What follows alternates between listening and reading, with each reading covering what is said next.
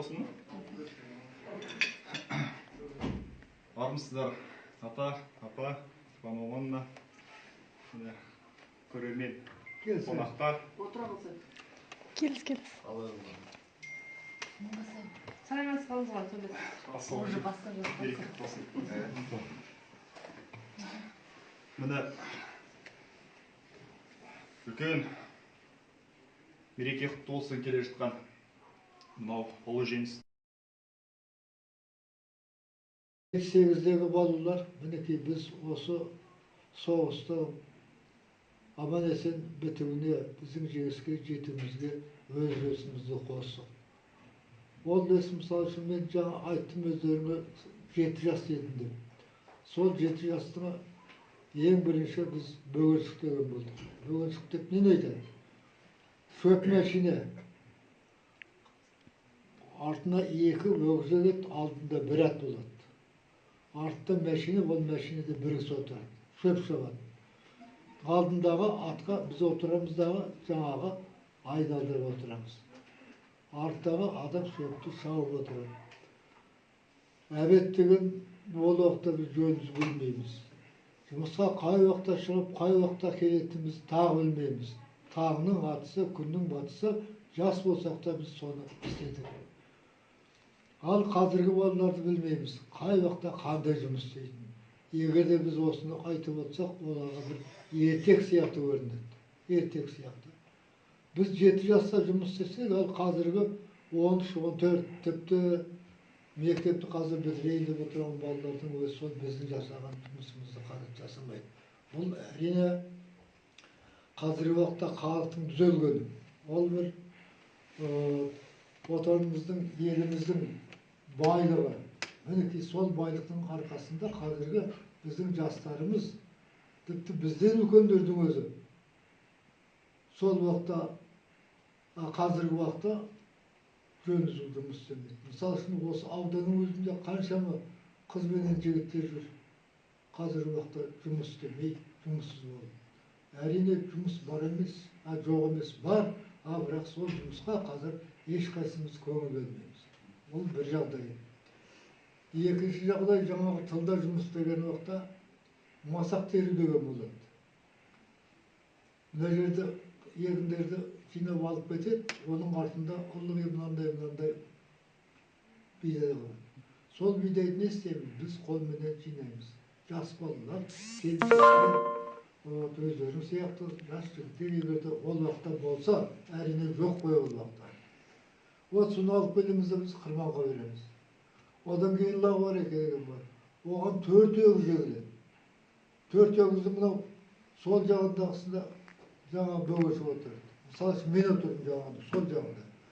Анау артта 2 өгіз бар.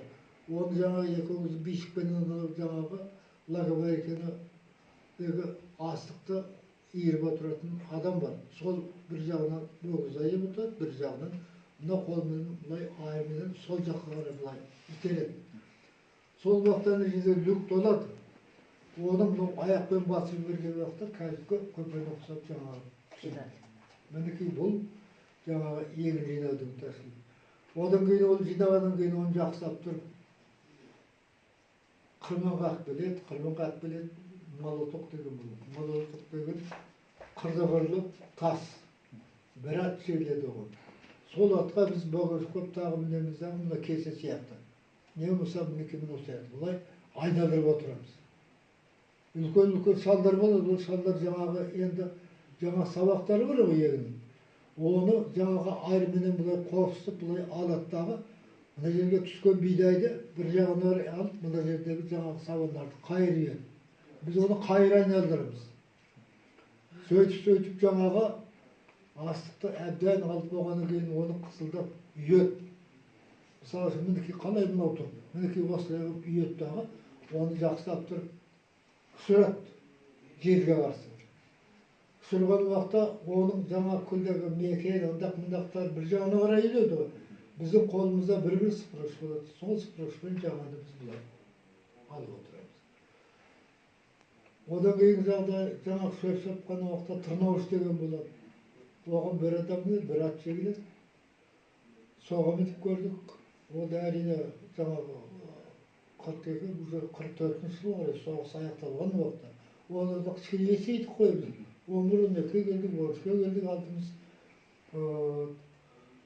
Сол тырнауыш жинады, ол тырнауыштың қазіргі сілемі осы уақытқа дейін бар. Аллаға берекені мен көргенім жоқ. Көргенім жоқ. Мәшине осы уақытқа дейін бар. Жаңағы шөп шабатын мәшине. Кейбір үйлерде.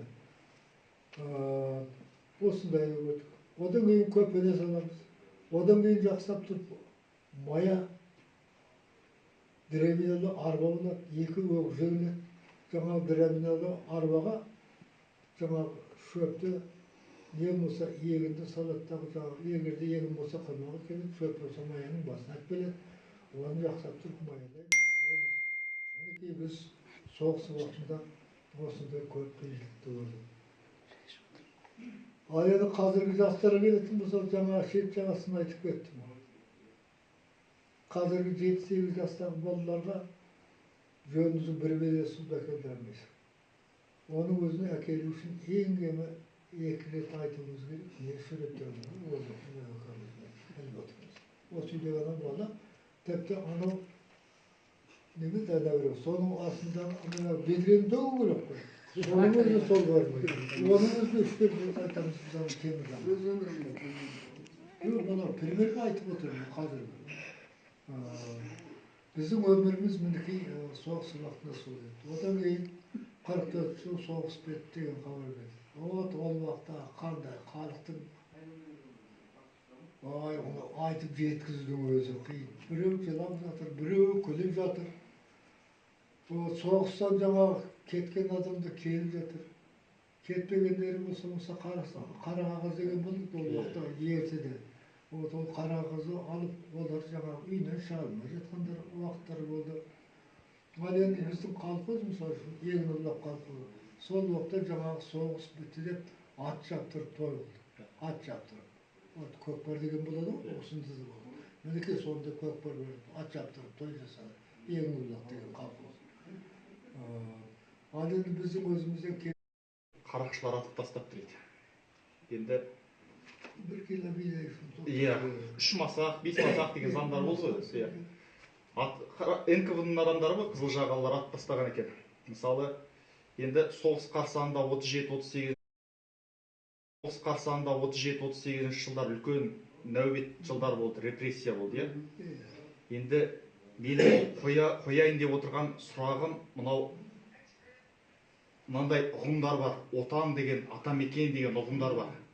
Енді біреудің анасын үкімет тарапынан жаңағы атылды. Біреудің әкесі, атасы осындай ату жазасына кесілді.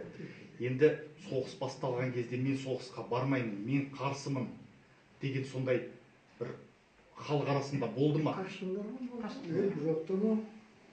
Мысалы үшін мынау кәрсен жоқта мынау. Bizim bağlılığın tuğanı var, Karsun'da birlikte tuğuşlar. Orjambek деген болды, Ермекбай деген болды, одан кейін Дауылбай. Естуім бар ма? Мінекей осылар соғыстан қашты ғой. Жаңағы Оржамбекпенен жаңағы Ермекбай дегендер, Оржамбек қашып жүріп өлген далада. Ермекбай деген мына Қырғызстанға қашып барып жүрген уақытта, енді кімге болса орнын түседі ғой. Содан қашып бара жатқанда атып жаңағыны өлтірген. Ал енді біздің өзіміз Жұмсан деген болды, ағамыз. Ол да бізге жақын болады. Вот соны келіп ол уақытта біздің әкей зап берме, соны сені осындай ұрыстадың, өйттің, бүйттің, қашқын ұстадың еді, сол жаңағы ақырында ұсталып кетті. Бәленбай адам келіп жаңағыны тығылып жатады ғой ол уақытта. Мұса Әбжанның бүрлегендер ғой ма? Иә. Вот сол уақытта сол алып кетті. Ал енді жаңағы Дауылбай дегендер қай уақытта? Ол Бәленбайды қашып жүрді. 28 жыл. 28 жыл қашып жүрді. Ақырында ажалы жетті. Өзің атты шығарам деп, бір бұлақтың басында өзі өліп қалды. Мінекей осындай жағдайлар болды. Ал енді ол ашаршылық жылына келетін болса, менің әкемізді где-то 33-34 жылдары ең бірінші мойын серік дейді ғой, соны ұйымдастырған. Жаңа Ембұла колхозы ұйымдастыру үшін где-то 20-30 семьяның басын құрып, мойын серік ұйымдастырған, одан кейін егін еккен, егіннен алған өнімдерін сатқан, малға айырбастаған, артығын үкіметке беріп отырған. Соның негізінде колхоз, Ембұла колхозы керемет сұмдық ірі колхоз болды. Одан кейін осы мынау еңбекшілігі неге болады? Неме еді? Кедей болсы дейді. Қазіргі енді оны не болады? Әкім ба? Немене? Bir ağabey siyaset birisi. Söyleyip durgan uақта oğusunu 58 bin ayıptaydı. Халық жауды. Ақырында өзі ақтап шығады, парти сиырдың зап бермесі болды. Сиырдың зап бермесі болды. 5-6 үй. Мысалы үшін мен оқуды қалай оқыдым десем, қазіргі балалар бір үйде өзінің үйде жөнсіз жатпайды. Бірмен бірі тиіспайды. Сол себепті біз қалпымызға орталығына келіп көргілер үйде ал қазіргі жастарды алсақ жатқызасың ба? Қазір мынау үкіметтің берген жөнсіз интернеті бар, соның өзінің жөнсіз жатпайды қазіргілер. Жатпайды қазір. Оның өзі қашып жүреді, бөлбіршінде доныздар біледі. Соларды іздетіндікі соңында жүреді, әсіресе мына жақтағы орыс сап болса. Көрдің ба, осындай жағдай. Өзі интернетте жатып оқыған ғой. Ал енді мен өзім интернетте бір жыл жаттым. Интернетте бір жатқан уақытта қандай? Астымыздағы матрас сабан. Көрдің ба? Басымызға жастайтын жастық. Сабанның несі бар ма? Мекені. Сол. Вот мінекей солмен бізде осы Ермекбай деген болды ғой дейміз. Завхоз мектептің. Сол жаңағы алып барады. Әрқайсымыз өзімізге керекті жаңағы матрасқа жаңа сабанменен сабанның мекенін салып аламыз жастыққа. Сөйтіп жатамыз. Мен ондайды көрмегенде мынау желкем ісіп кетіп, осы жерде Мұқажан деген әкеміз болған. Сол келіп сен мынаны тамыз болмай өлтіресің. Желкесі мынау, түрі мынау, тамағы мынау. Оқытпа деп мен бір жыл сабақтан қалып қойғанмын. Сол уақыттағы жағдай. Ал қазіргі уақыттағы білмеймін балалар.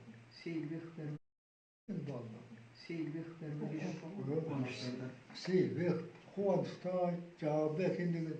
Жаңа біз бөлік болып жүргенде 5-6 болдымыз ғой. Мен болдым, Ақанов Мұрат деген болды, Ибраим Зейнолла деген болды. Төкенов Сәбет деген болды, Майраштың несі. Сол тағы да 6-7 боламыз, сол уақытта ауылдағы кішкене іребден. Қалғанның бәрі биттей балалар ғой. Немен шұғылданасыңдар сол уақытта? Не айтасыңдар? Сол уақытта не айтамыз, біз бөгін шыққан беттік. Кітап оқыдыңыздар ма? Кітап оқыдыңыздар ма? Анау арабша білмейміз, сосын латынша білмейміз. Шәлкен деген ақсақал болды біздің ауылда. Кәрімет сұмдық жырау. Соның өлеңін таңертеңнен кешке дейін тыңдайтынбыз. Үйдің жанында тұрып. Жаңағы жұмыстан бос уақытында қыс айтады. Мінекей содан жаттағанды мен осы мынау интернетте жатқанда мынау Қуаныштай бар жаңағы Сейілбек. Тағы басқа балалар бар, біраз бала жаттық, сонда мен айтып отырмын. Еңліккебек, Қалқабай Мамыр, Қыз жібек, ептеп сондай айтатынбыз. Ал енді қазіргі уақытта партия совет жұмысына ілігіп кеттік дағы, одан қазір құр қалып қойдық. Енді қызметіңе қарай. Енді оқуға қай уақытта кеттік? Оқуға болса болмаса 10 жылдықты мен мынау Қайрақта бітірдім. Мынау Қайрақтыда. Bir нағашымның қолында. Бардық, жұмыс бізге бұйырмады. Талардың селқоз жақайына түсті. Соны 2,5 жыл оқып бітіріп шықтым. 58 жылдың мартында бітірдік. Апрельдің аяғында жұмысқа бару керек. Сол апрельдің аяғында әке атшалаған жегі бар. Мен Абай деген колхоз бар. Қазіргі 40 жылдық. Қазіргі 40 жылдық. Жұмыскер ме? Қазір жұмыскер. Сонда агроном болып істедім. Сол уақытта мен енді бір жыл bir жылдан астам өтем сонда жұмыс істедім. Асанбек деген Жұмабайдың басқарма. Ахмет сөйлеген болды затперлар. Екінші несі. Одан кейін Жанжұман Жамағұл деген болды, қойдың затперлесі. Әбіл деген болды, сиырдың затперлесі. Партком секретары болды. Көкжалып Сабыр деген. Мінекей солардан біз жұмыс үйрендік. Ол уақытта техника деген жоқ. Жөндізу жоқ. Осы мына шетте мына жерде МТС ба, ертес ба, сол бар. Сонымен доғыр болып отырамыз, содан трактор аламыз, комбайн аламыз. Ол уақытта механизатор жетіспейді. Механизаторлар жан-жақтан келеді, Қырымнан келеді, Қытайдан келеді. Вот солармен біз жұмыс істедік. Одан кейін бір жарым қой деймін. Абай қолымыз. Мынау Сталин колхозда егін көп болды. Анада егін шағын ғой, екі-ақ болды. Кейін шоқы ма қазір? Қазір Сталин колхозы. Мынау Бәкеннің әкесі басқарма. Мынау Жеңістің әкесі Мұқан. Кімнің аты? Мұқан аты. Сүлеймен қой дейді. Сүлеймен. Сол колхоздың заместителі Амантай Сағатай деген бұл. Біреуі МТС-тің бригадир, біреуі колхоздың бригадир. Екі бригада бар. Солармен жұмыс істедім.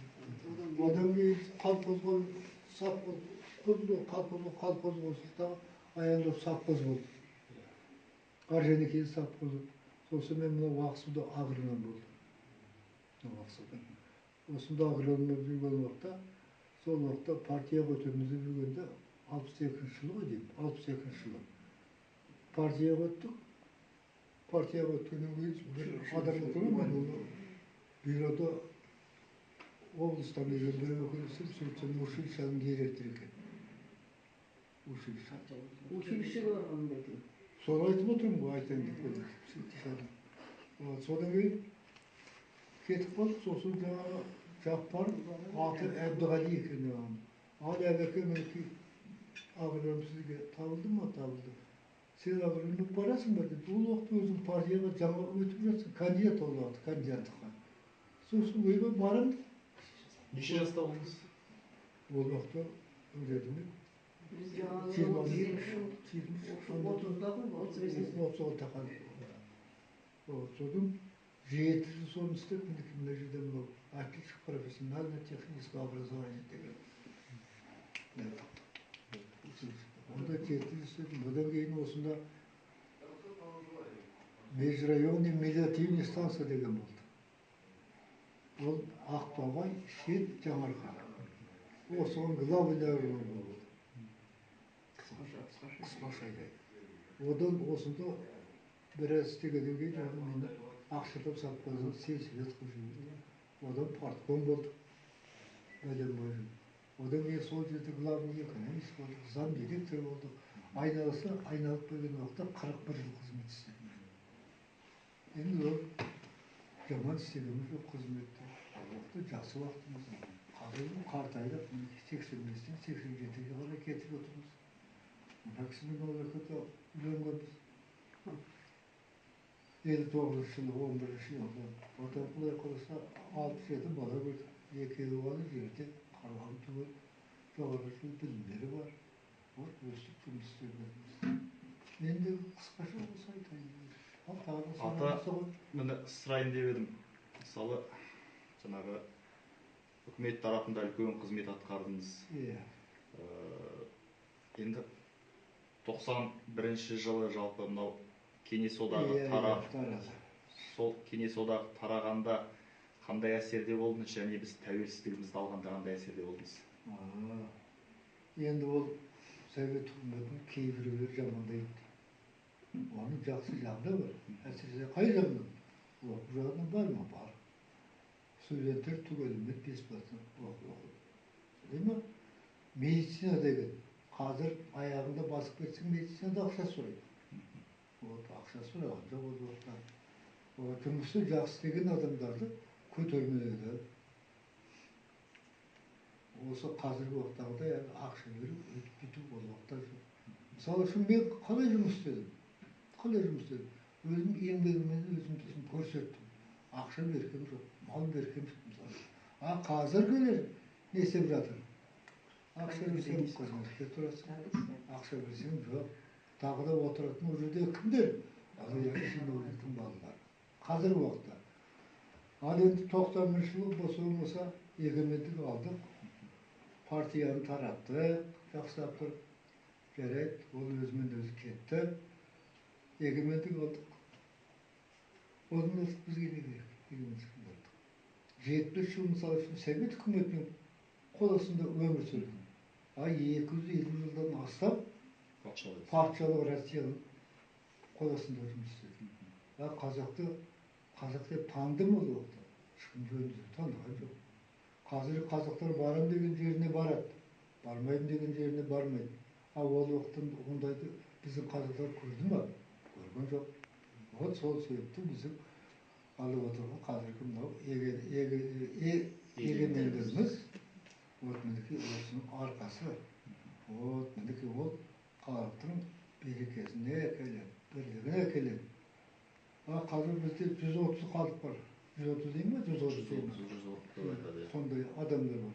Мінекей соның бәрі қазір бір адамның семьясындай қазір өмір сүріп жатыр. Ал ол уақытта болды ма? Орыстардың өзі қазақты менсінді ме мысалы үшін? Менсінген жоқ. Мінекей Құдайға тәуба егемендік алдық, егемендік алғанымызға мінекей 91-ден бастап есептеуіміз 30 жылға тақау 20 жылдан астам уақыт болды ма? Жағдайымыз жаман, жақсы. Мінекей осындай жағдай егемендікке айтатынымыз. Ол уақытта ақшаны Назарбаевтың арқасында ақша болған дейді. Ол уақытта 2 жыл ма, 3 жыл ма пенсияны алынады. Жөндізіп сатылады болған жоқ. Мұғалімдердің ақшасы болған жоқ. Дәрігерлердің, медсестрлердің ақшасы болған жоқ. 2 жылға дейін. Мінекей осының бәріне қазақ төтеп берді. Қазақтар одан жамандығы төтеп берген. Мысалы үшін өздерінің тарихтан білетін шығарсыңдар. Алқығы сұлама қазақтың. Қай жыл болды? Вот мінекей осыны көрді. Осыдан біз аман қалдық. Осыдан аман қалған біз батыр қалыппыз ғой. Айналып тұрды. Енді осы айтып жатсыз жаңағы үлкен нәубетті халық бабаларымыз барлығы көрді, көтерді. Енді қазақ айтады ғой, түйенің қомында, аттың жалында жүріп, сол заманды етікпен қан кешіп, міне бізге осындай күнді алып бердіңіздер. Енді сол кезде енді ойлаймын, сіздер тылда 7 жасыңыздан жұмыс істеп жатқан кезде сол кездің баласы бұл майдан үшін, жеңіс үшін деп сондай сезім болды, сол үшін жұмыс істеді. Енді біз айтады ғой, ешкімде ешқашан ұмытылмайды дейді. Міне қазақ үлкен ерлік көрсетті, тарихтан білеміз. Көп батырларымыз көп ерлік майданда ерлік жасады. Енді сондай заман қайтадан келмесін, ондайдан Алла елімізді сақтай көрсін. Міне сіздердің арқаларыңызда жастар, қазіргі тәуелсіздіктің жастары өсіп келеміз. Енді сіздердің жолдарыңызды бізге берсін. Осындай бейнеттеріңіз емес, зейнет жақсылық болсын елімізде. Енді бізді мына жерде қазір мектебіміздің қаншама оқушы шәкірттері жаңағы әлеуметтік желі арқылы көріп отыр. Енді бұл жерде сіз жалпы барлығымызға бір батаңызды беріп, содан кейін мына жерде біз өзіміздің мектебіміздің жаңағы өнерлі жігітін алдырып отырмыз. Сізге бір өз өнерін көрсетіп, күй тартып берсе, сіз осы көрермендерге бір бата берсеңіз.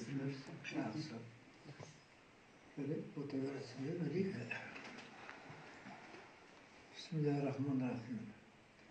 İyi Allah halkıma bereke ver, birlik ver, anlaşılık ver, vatanımız aman olsun. Mынау қазіргі халқымыз ауырып жатқан жаман аурудан Allah сақтасын. Өздерінің еңбектерің жемісті болсын, денсаулықтарың зор болсын, семьяда бақытты болыңдар.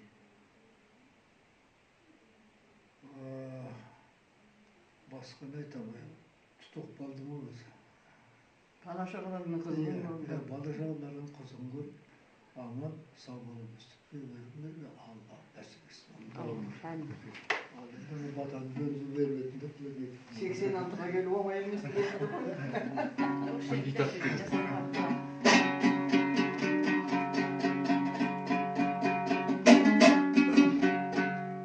Nurgül Atlantik neredeyse dediğim gibi hava.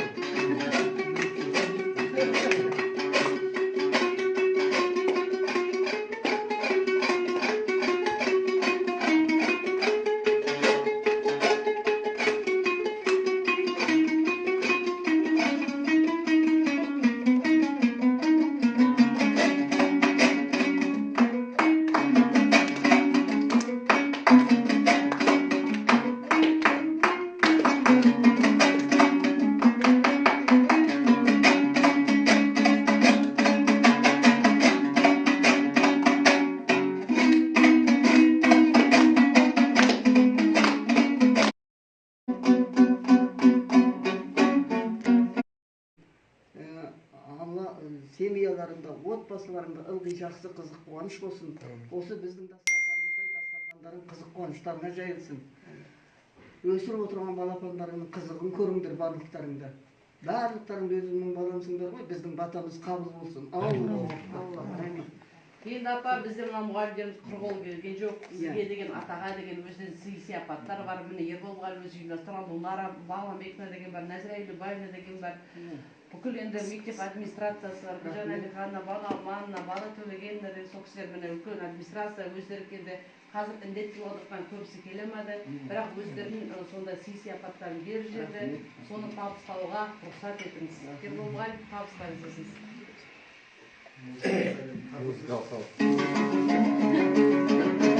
Әдетте шай ішіңіздер.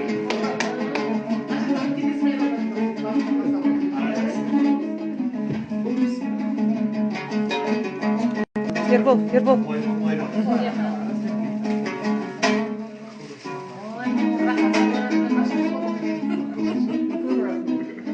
Rahmet көп жасаңдар. Bir terim айтып берейін. Майлы қожа. Қабыл алыңыздар.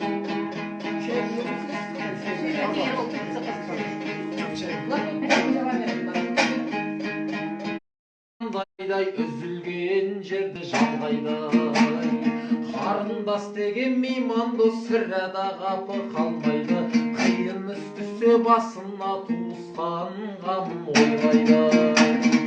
Осының бәрі бар болса, есенде аман сау болса, айналайын жақсылар. Майлы қожа ақынның өсиет қалған термесі